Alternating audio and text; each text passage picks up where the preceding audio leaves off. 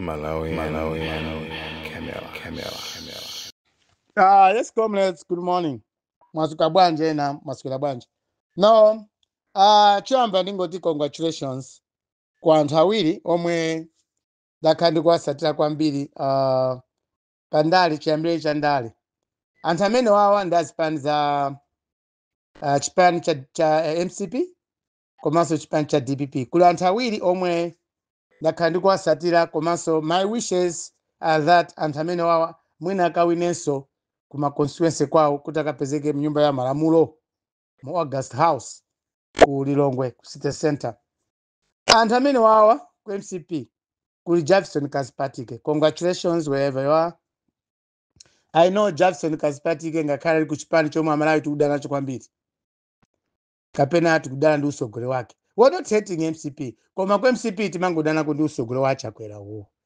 Koma Jackson Kasipatike ngati panopa awina ma primaries kudowa ndikuziwa kuti akakalowa wa parliament at least parliament ikaoneka kuti kuli anthu anzeru ku MCP chifukwa iwo akalowa ku parliament kuti suti kapena kapanga za kuchipani kokha ayi koma kapanga za dziko lonse la Malawi chifukwa ntchito imene anaphunzira ya uloya I don't think kungakakhale za chinyengo zina ndi zina mwina komabe panopa amene mamuziwa Jackson Kasipatike is a guy, is a young man who wants to grow big.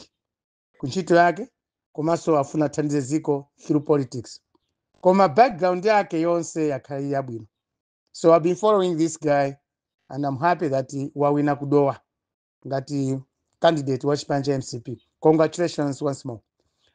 Let me go to DPP. Ku DPP kuliso Konyongwa. Konyongwa is also a lawyer. He's a known lawyer. Wawinanso kwawo kulomwe belt kakumulanje kakuphalombe koma wawina ndithu ma primaries ku DPP asha nawo contest pa constituency ndi munthunso nayonso ndi lawyer yomwe ndikuzati akalowa ku parliament akathandiza kwambiri dziko la Malawi kupanga kusinthako zina ndi zina kayendesedwe ka boma lathu kapena kayendesedwe ka malamulo. So when Konyongwa and Jefferson Kasipatike kukhala mu parliament limozi mwina kumakumana pa tea break, I think our parliament will be super standard. Ikakhala kubwino. I don't know about these other people. Koma amenda chulawa ndi anthu omwe ndakhala ndikuwasatira komanso ndi anthu omwe ndakhala ndikuona zichito zawo mmene amathandizira kuma court mmene amathandizira anthu vulnerable people omwe athandizidwa kwambiri ndi anthu amene wawa ngati anthu ngati pa ntchito yawo ya ukachenjede ya lawyer. So congratulations once more, Comrade Konyongwa, for winning my primaries. Let me talk about this other thing. I was busy with some domestic issues. Komanso panopa ukanga tineso na ukanga tika office kena kapadera, whereby every time I receive visitors, zulo nali kwa DC ni mafuna ndikumana nda inkosi amagosi Mberwa omwe nthawi itali timangothawa na tawana ndiye zulo I wanted to meet inkosi amagosi Mberwa ndingowapasako moni nali kwa DC zulo ku Mzimba. Saturday I was at his home ku Edingeni ndezo ndimafuna ndikumana nda inkosi amagosi Mberwa in person. So ndimangomva kuti inkosi amagosi akuti choncho, so I was trying to meet him. So I was given myself 2 hours to meet the inkosi amagosi Mberwa. Koma what happened is basa nthawi imene ndinazipasa 2 hours kuti ndikumane nawo sinakumane nawo yayi. I know mafumu ena ndimaona matuluka kumaona ndili paja, because most of the times when I want to meet mafumu awawa ambiri mafumu akumzimba ndi amantha amandiopa. I don't know why they fear me. Mafumu akumzimba amandiopa kwambiri. So I waited for the inkosi amagosi for 2 hours kwa DC kuti mbuna atuluka mu office ndi apase komoni, koma he didn't turn up. Koma ndikuziwa kuti mwina anali busy komanso mwina anali ndi mantha. So 12 o'clock I had anzatu ku GIZ, German embassy, GIZ bunge la ku Germany, na also ndinali meeting kuyamba 12:30 yomwe tinapanga meeting at a certain particular place. So I didn't meet kusema kusimberwa instead na kumanda zata ku Germany awana bwera kuzatichezeraso kuno kunzimba. So I'm a like a person kuti while I'm here mu mzimba ndima kumanda anthu ambiri koma vuto limakhala loti kukumanda anthu akwatu kuno kunzimba kumakhala kovuta kwa basi. I don't know why. Anyway, ndimene timakhalira paziko lapansi. Let me talk also about Michael Usi. Chipani chomwe sichinapangidwe launch koma chikupanga unlawful gathering. Chipani chopanda constitution, chipani chopanda registration certificate, chipani chopanda manifesto. Basi kuthamangira ukapanga launch. We don't do like that. Takapangeni launch chinthu chanucho. Maribate otere wati kumapanga zinthu ngati ndino anthu auziwa pamene zeru mulibe is not good. You cannot call all the people kubwera pa masintha pamene chipani chanu chilibe ndi certificate yomwe, chilibe ndi constitution, chilibe ma structures. Basi kungobwera pa zokamba zake zomwe timaziziwa kale every day. Michael Usi amakamba zimene amakamba zichi avinepo. We don't know exactly how serious or how committed is he to have a party and him being the president. So tiziziona limozi kuti kodi mmene apanga launch him akapanga register chipani azapangaso launch yachiwiri komanso manifesto.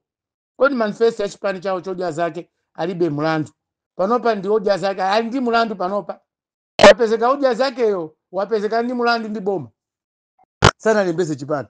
So suppose pale paja anthu ena mwina pakanachitika ngozi ena kumwalira kukalakhala mlandu waukulu kwambiri kuti mwapesa anthu mwaitana anthu, while you are not registered, you don't even have any legal basis or is a legal backup kwa mapanga msonkhano anthu achita ngozi.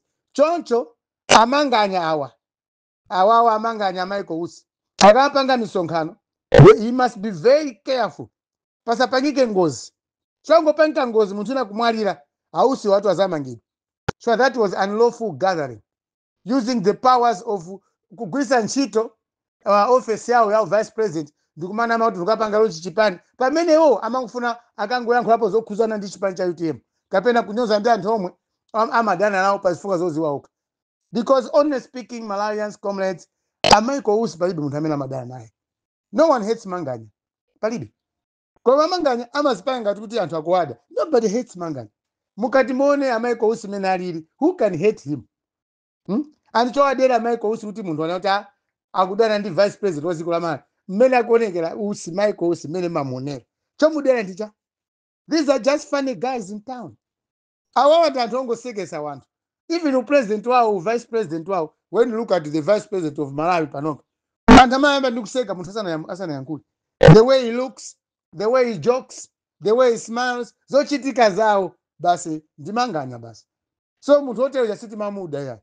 You don't hate such type of people. Amakhala ngati Isaac ndi Jacob.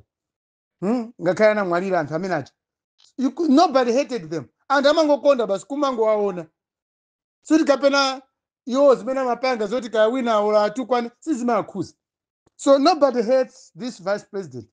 Koma chimene chalakwika nchokuti he went to the extreme kupanga launch chipani chomwe chipani kulibe. Because when the party is not registered in a country, ndeuti chipani kulibe ka. So zimene wapanga paja Manganya tingomtenga kuti Manganya osati Michael Usi. Chakumutenga ngati Michael Usi ndeuti mlandu wake ukhala waukulu. Kwa teni tingomtenga, that was a free drama. Inali drama yoti Amalawi muione yopanda chilichonse. Koma drama yake yozera kundale. Bas. Because launching a party without manifesto, without registration, with Malawi government, without any legal backup or legal basis, that's nothing. So Malawi soyena kuboma so kumuzichita serious and that ona za malamulo. Musamaitane anthu more than 50,000 people gathering kumakamba kuti ayapanga launch china chake chomwe chilibe legal basis. That's not fair. Let zikulu athu malamulo lilibe. Tentione zipani zomwe zizitana anthu ambirimbiri zikhale zoti zilapanga register ndi Malawi government. Why do parties register ndi Malawi government? Amaopa mawa kalole yagwa yapa anthu amafufuze kodi anthu amene afa pa ngozi ya galimoto amapita kuti awo amapita msonkhano wa odya zake alibe mlandu. Taona ni odya zake odya alibe mlandu ali ndi account ya ku banki ayi ali ndi anacha register ndi boma la Malawi ayi pamene paja ndi mlandu waukulu kwa basi. Because atata yamyoyo aja atayamyoyo chocho namizidwa kupita ku msonkhano omwe mwini wake sanapange register chipani ndi vice chairman president wa ziko amanganya ola Michael Usi akanapanga msonkhano kuwaitana anthu ngati vice president muzina odia zake alibe mlandu iwo amanganya zina lao lina ndi odia zake alibe mlandu so aitana anthu kupita ku msonkhano security ya boma mkati inde zonseza zachitika bwino koma ngati chinthu sinapange register chingakongole chotani m'maso ndi mulandu kwangoti kumalai kuno maofesi onse ya boma muli anthu atulo anzationa za malamulo ambiri malai muno there's no law enforcers in Malawi palibe ma institutions omwe amaona zinthu ngati meti kuyankhula apapa that's why we need boma lichokepo kaye pabwere boma lena lomwe malamulo aziko azaopedwa azapasidwa ulemu anthu azaopa no one is going to say waphwanya malamulo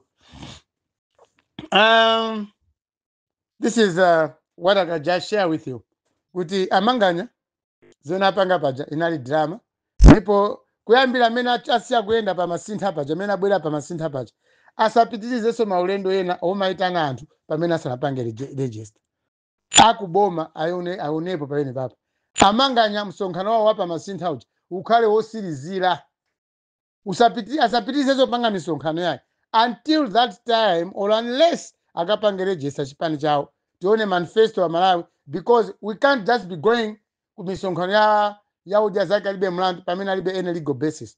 It's dangerous to our democracy. Aliyense azipanga zinthu ngati zimene zija pena panga nazamba kuphana ndi kuphana which is not good. So comrades achitikazi sizabwino inenso I'm with you people kuti amene achita discover kuti manga chipani chawo sichina achitiwe register kulakika kwakulu kwambiri ziko kwambiri. Good morning.